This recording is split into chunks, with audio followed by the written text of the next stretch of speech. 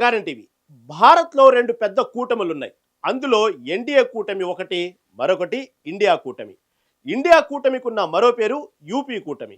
ఈ కూటమిలో దాదాపు 27 పార్టీలుంటాయి. పేరుకే ఈ పార్టీలన్నీ కూడా ఇండియా కూటమి పార్టీలు. కానీ ఎవరి దారి వాళ్లదే అన్నట్లుగా పార్టీలు ఉంటాయి. ఈ కూటమిని జనతాదళ్ లిమిటెడ్ అధినేత అయిన నితీష్ కుమార్. మీలో కొంతమంది అనుకోవచ్చు, ప్రస్తుతం ఆయన ఎన్డీఏ కూటమిలో ఉన్నాడు, గత ఎన్నికల్లో బీజేపీతో కలిసి పోటీ చేశారు కదా అని మీరు అనుకోవచ్చు. అందుకు కారణం కూడా లేకపోలేదు. 2023లో నితీష్ కుమార్ బీహార్లో ఆర్జేడీతో కలిసి ప్రభుత్వాన్ని ఏర్పాటు చేశారు. తాను ఎలాగైనా ప్రధానమంత్రి కావాలని చెప్పి అప్పట్లో నితీష్ కుమార్కు తీరని కోరిక ఉండేది. కనీసం అదేదో సినిమాలో హీరో అర్జున్ ఒకరోజు ముఖ్యమంత్రి అవుతారు కదా, ఆ విధంగా కనీసం ఒక్కరోజైనా ప్రధానమంత్రిని కావాలన్న ఆశతో నితీష్ కుమార్ ఈ ఇండియా కూటమిని ప్రారంభించారు.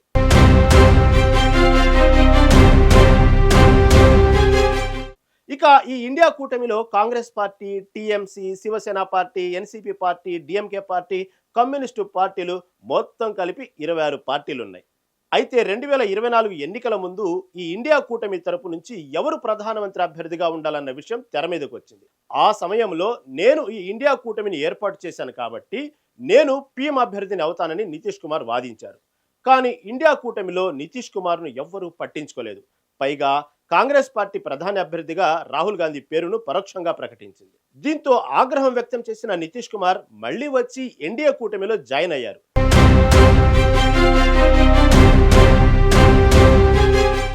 అయితే ఇండియా కూటమిని ఏర్పాటు చేసిన ఈ 26 పార్టీలు సాధించింది ఏమీ లేనప్పటికీ బీజేపీపై విష ప్రచారం మాత్రం చేయగలిగారు. కమలం పార్టీ మళ్లీ అధికారంలోకి వస్తే బలహీన వర్గాల రిజర్వేషన్లను, అలాగే దళితులు, గిరిజనుల రిజర్వేషన్లను ఎత్తివేస్తుందని, రాజ్యాంగాన్ని మార్చేస్తుందని పెద్ద ఎత్తున ప్రచారం చేయడంలో సక్సెస్ అయ్యారు. ఫలితంగా 370 సీట్లు వస్తాయనుకున్న బీజేపీకి కేవలం 240 సీట్ల వద్దే ఆగిపోయింది. ఆ తరువాత ఎన్డీఏ పార్టీలతో కలిసి ప్రభుత్వాన్ని ఏర్పాటు చేసింది. కానీ ఇండియా కూటమి పార్టీలు సమయం కోసం ఎదురు చూడసాగాయి. రాష్ట్రాల్లో జరిగే ఎన్నికల్లో మనం కనుక గెలిస్తే అప్పుడు బీజేపీ కాస్త బలహీనపడుతుంది. ఎవరైతే ఎన్డీఏకు మద్దతు ఇస్తున్నారో ఆ పార్టీలను మన వైపుకు లాక్కొని మనం ప్రభుత్వాన్ని ఏర్పాటు చేయవచ్చని చెప్పేసి ఇండియా కూటమి పార్టీలు కలలుగన్నాయి. కానీ గ్రౌండ్ లెవెల్లో సీన్ రివర్స్ అయింది.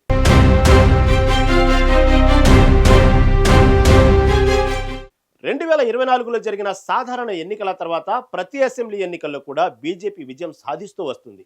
జార్ఖండ్, జమ్మూ కాశ్మీర్ రాష్ట్రాల్లో తప్పించి మిగతా అన్ని రాష్ట్రాల్లో కూడా భారతీయ జనతా పార్టీ విజయబావుట ఎగరవేసింది. కశ్మీర్ ఇండియా కూటమి గెలిచినా అక్కడ కాంగ్రెస్ పార్టీకి నామమాత్రపు సీట్లు కూడా రాలేదు. వాళ్లతో పోల్చుకుంటే జమ్మూలో హిందువులున్న ప్రతి నియోజకవర్గంలో బీజేపీ గెలుచుకుంది. ముఖ్యంగా మొన్న జరిగిన బీహార్ ఎన్నికల్లో బీజేపీ కూటమి రికార్డు స్థాయిలో గెలుచుకొని బీహార్లో మళ్లీ ప్రభుత్వాన్ని ఏర్పాటు చేసింది. ఇక ఈ విషయం పైన ఈ నెల 11న జమ్మూ కాశ్మీర్ సీఎం ఒమర్ అబ్దుల్లా స్పందించారు. ఈ సందర్భంగా ఆయన మాట్లాడుతూ, ఇండియా కూటమి అనేది మేము ఎన్నికల కలలతో ఏర్పాటు చేసుకున్నాం. కూటమిలో సెక్యులర్ పార్టీలన్నీ చేరాయి. దీంతో ఈసారి ఖచ్చితంగా ఇండియా కూటమిదే అని మేమంతా కూడా భావించాం. కానీ మళ్ళీ బీజేపీని అధికారంలోకి వచ్చింది. ఈ ఇండియా కూటమి ప్రభుత్వం వెంటిలేటర్ పైనే ఉంది. బీహార్ సీఎం నితీష్ కుమార్ ను మళ్లీ ఎన్డీఏ వైపు మేమే నెట్టేసినట్లు అనిపిస్తోంది.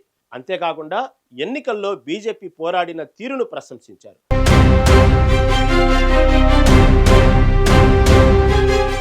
అయితే నాకు బీజేపీతో ప్రత్యక్ష సంబంధాలు అయితే లేవు. కమలం పార్టీ రాజకీయాలను నేను వ్యతిరేకిస్తూనే ఉంటాను. ఆర్జేడీతో ఉన్న జేడీయూ 2024 లోక్సభ ఎన్నికల ముందు ఎన్డీఏలో చేరింది. ఇటీవల జరిగిన బీహార్ అసెంబ్లీ ఎన్నికల్లో ఎన్డీఏ కూటమి స్వీప్ సాధించింది. అంటే వీళ్ళు మెజార్టీ సీట్లనైతే సాధించారు. అటు చూస్తే ఈ కాంగ్రెస్ పార్టీకి కొన్ని చోట్ల డిపాజిట్లు కూడా రాలేదు. దీనిపైన ఒమర్ అబ్దుల్లా మాట్లాడుతూ, ఇండియా కూటమి కోలుకుంటుందన్న దశలో బీహార్ ఫలితాల్లో పరిస్థితి మళ్లీ దిగజారిపోయింది. బీహార్లో జేఎంఎం పార్టీని మహాగఠబంధన్లో చేర్చుకోవడాన్ని కూడా ఈ ఒమర్ అబ్దుల్లా నిలదీశారు. రేపు ఈ జార్ఖండ్ ముక్తి మోర్చా పార్టీ కూడా జాతీయ స్థాయిలో ఇండియా కూటమిని వీడినట్లయితే అప్పుడు తప్పు ఎవరిదవుతుందని ప్రశ్నించారు. ఇండియా కూటమిలోని పార్టీలన్నీ కలిసి పనిచేయాలి. ఒకవేళ ఆ విధంగా పనిచేయాలన్నట్లయితే రాష్ట్రాలకే పరిమితమైన నిర్దిష్ట కూటమిగా ఇదంతా మిగిలిపోతుందని ఒమర్ అబ్దుల్లా తన బాధను వ్యక్తం చేశాడు. ఇండియా కూటమి ఇంత డౌన్ కావడానికి కారణం కాంగ్రెస్ పార్టీని అని చెప్పి ఒమర్ చెప్పకనే చెప్పారు. కాంగ్రెస్ పార్టీ మూలంగానే ఇండియా కూటమికి ఈ రోజు ఈ పరిస్థితి వచ్చిందని ఒమర్ పరోక్షంగా కాంగ్రెస్ పార్టీకి కౌంటర్ వేశాడు. ఈ వ్యాఖ్యలను బట్టి చూస్తే ఒమర్ కూడా త్వరలోనే ఇండియా కూటమి నుంచి బయటకు వచ్చే అవకాశాలు కనిపిస్తున్నాయి. ఏం జరగబోతుందనేది తెలియాలంటే కొద్ది రోజులు వెయిట్ చేయాల్సిందే.